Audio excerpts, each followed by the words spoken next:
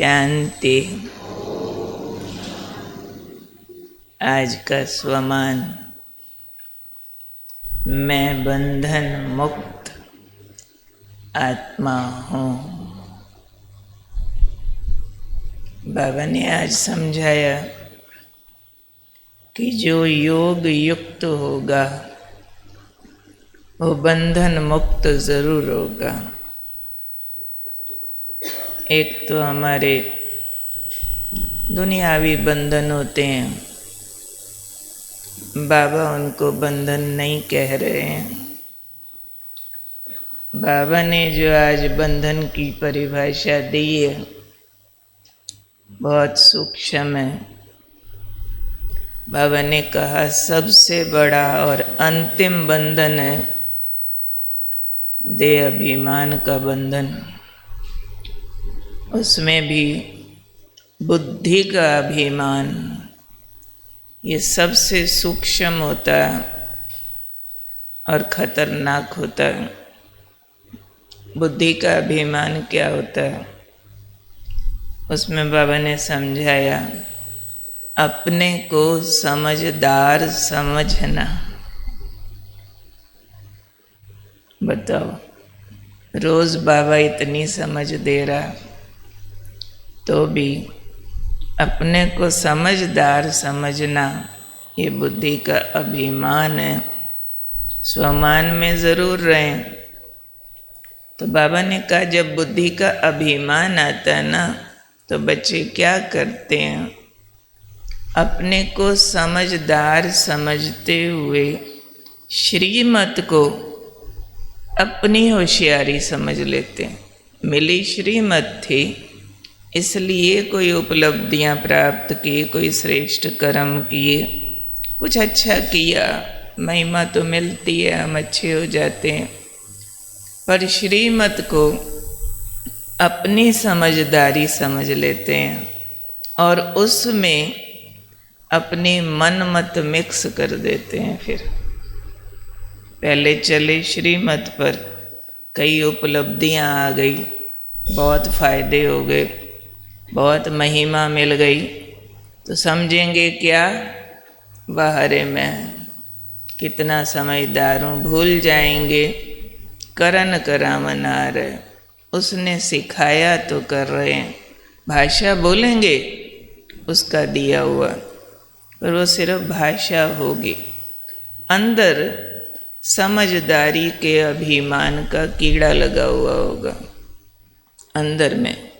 तो श्रीमत में फिर कब मन मत मिक्स करना शुरू कर दिया उनको पता भी नहीं चलेगा, और कब सारी श्रीमत पलट के उन्होंने उसको मनमत बना दिया ये भी नहीं पता चलेगा।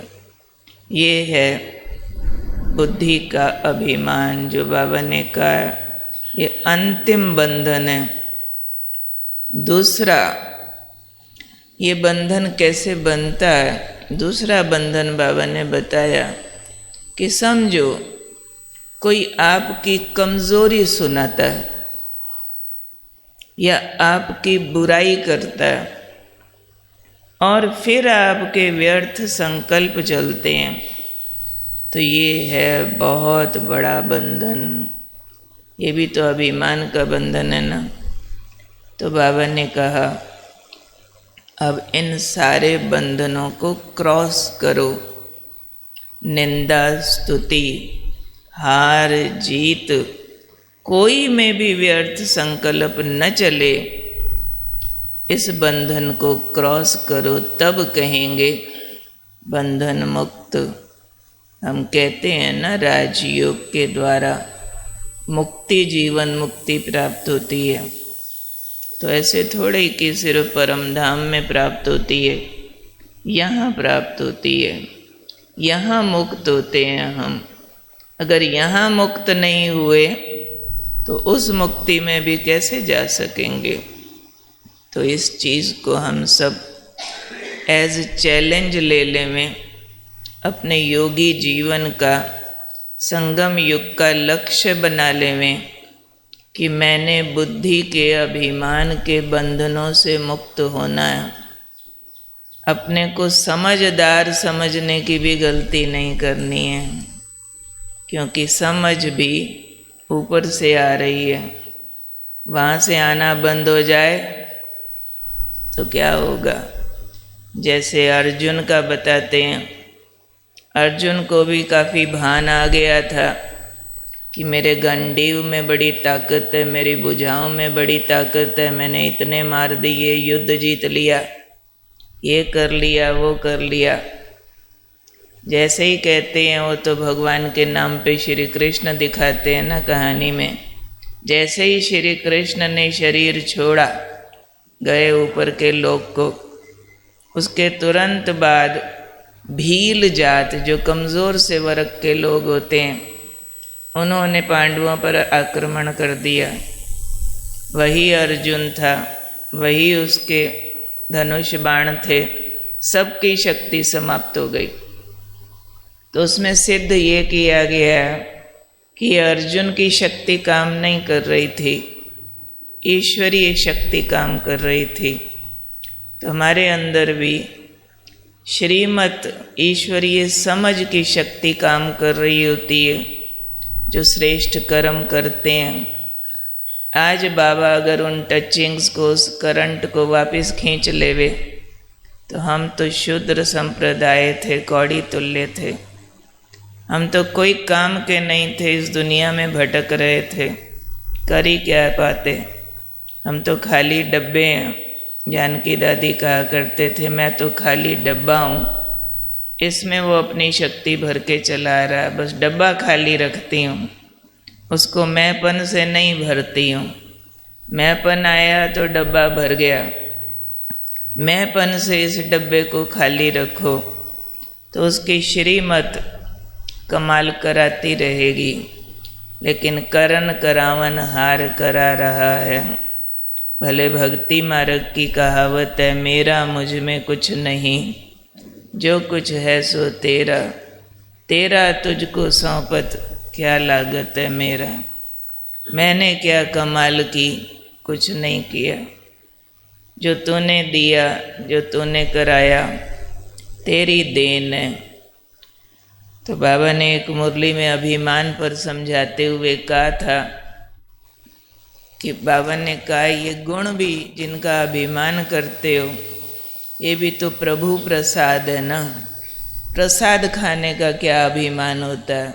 तो कई बच्चे कहते हैं, नहीं बाबा, ये हमारे गुण प्रभु देन नहीं है, ये तो ज्ञान मिलने से पहले भी हम ऐसे थे।